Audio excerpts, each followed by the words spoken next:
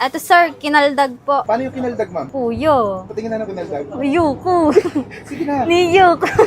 Ayaw mo ba sir? Hindi, gusto, Tapang gusto. ko to. Ano yan, ma'am? Unleash sabaw din yan. Ano to, mang inusol? Ganito pag vlogger. Pag ano lang to, typical na tao. Typical na tao lang. Oo. Pag vlogger. Ito ko lang sir. Eh, ba't Doon ganito ka lang? na. Okay na yan. Di Hindi mo mo- naman nauubusin. Para ano din, pumayat ka. Laki mong tao eh. Overload cheesy corn kinaldag sa Imus Cavite na for as low as 75 pesos ay may Mga 10 sandok. ng margarine tapos lalagyan ng 3 takal na mais tapos lalagyan ng cheese powder May kasama na po tong asukal. tapos pupunuin ng mais tsaka bubuhusan ng cheese sauce at lalagyan ng grated cheese. Napakasulit na niyan. Kaya naman pala ito ang paboritong tambayan ng mga kabataan na pag-asa ng bayan.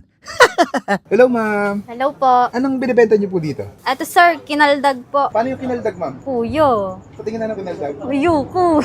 Sige na. Niyok.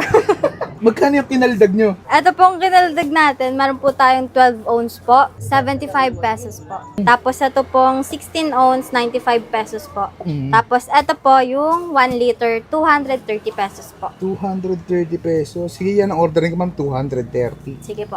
1 liter. Anong nilalagay dyan, ma'am? Ito po, ano, margarine po. Margarine. Opo. Ilang sandok ng margarine nilalagay mo, ma'am? Mga 10 sandok po. 10. Opo. Ganon pag vlogger? Hindi po, pag ano, typical na tao lang po. Ang typical na tao Pag lang. vlogger po, dalawa lang. Ah, Dalawang sandok. okay. Ayan. Sa mais, ilan, ma'am? Ilang butil po? Ilang sandok? Ay, ilang sandok. Madami yan pag butil eh. Ano po, una po, tatlong, ano na po, sandok. 3 sandok. Po. Tapos, Ito po, yung cheese powder po.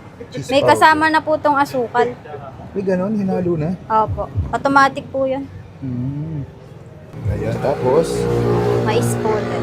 mais ulit. Opo. Ayaw mo ba, sir? Hindi, gusto, Tapang gusto. ko to. Ano yan, ma'am? Unleash sabaw din yan. Ano to, mang inusol?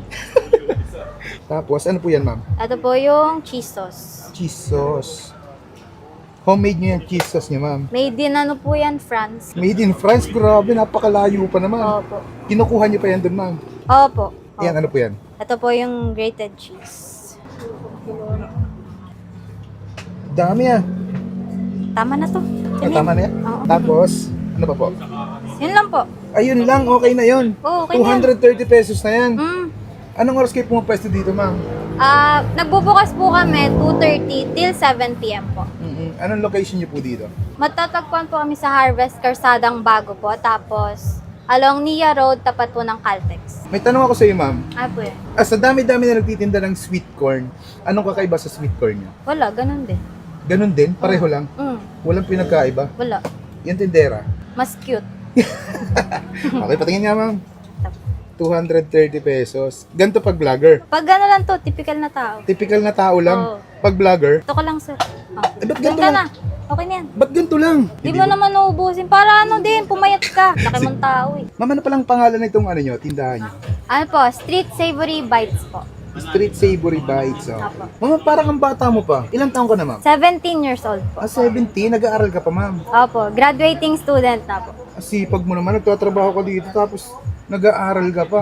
Paano ka pumapasok? Bali, nag-start po ako mag-work, nung patapos na po yung school year namin. So, naghanap lang po ng summer job, ganun. Bali, summer job mo to. Apo. Tapos, sa pasukan, pasok ka na ulit. Apo. Nagtatrabaho ka pa rin dito kahit nag-aaral ka. Siguro po, depende po sa schedule na makukuha ko. Okay, sige ma'am. Thank you po. At ay mga kabangers, nandito tayo ngayon sa Street Savory Bites dito sa Nia Road, Karsadang Bago, Imus, Cavite. Ayan, grabe. Meron din sila ditong overload cheese corn. For as low as 75 pesos, meron pala sila dito. Ito, pinakamaliit. Yung 75 pesos. Grabe, sobrang daming cheese. Tikman natin. Okay tayo. Ang sarap. Kahit ang daming keso, hindi siya ganun kaalat. Balanse yung lasa. Yung palang isang cheese nila, may halo na rin siyang asukal. Kaya bumabalanse yung lasa niya. Sarap. Tatlong klase ng cheese yung nilalagay dito. Overload talaga. Kaya hindi mo na kailangan pumunta ng Quiapo. Nandito na sa Imus, Cavite.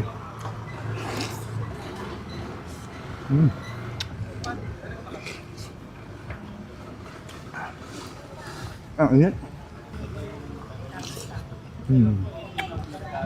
Kung mahilig ka sa mga cheese corn, try nyo na dito. Tignan natin sa sabaw. Ah. Sarap. Ito yung ano, sweet corn na hindi nakakaumay. Mayroon kasing iba, sobrang daming cheese. Parang nakakaumay ng kayo. Ito hindi. Ang sarap. Balansing-balanse lang yung lasa. Solid. Ambis tayo na dito sa Sweet Savory Bites. Napakasolid dito mga lods. Paano? Gusto ko muna ito.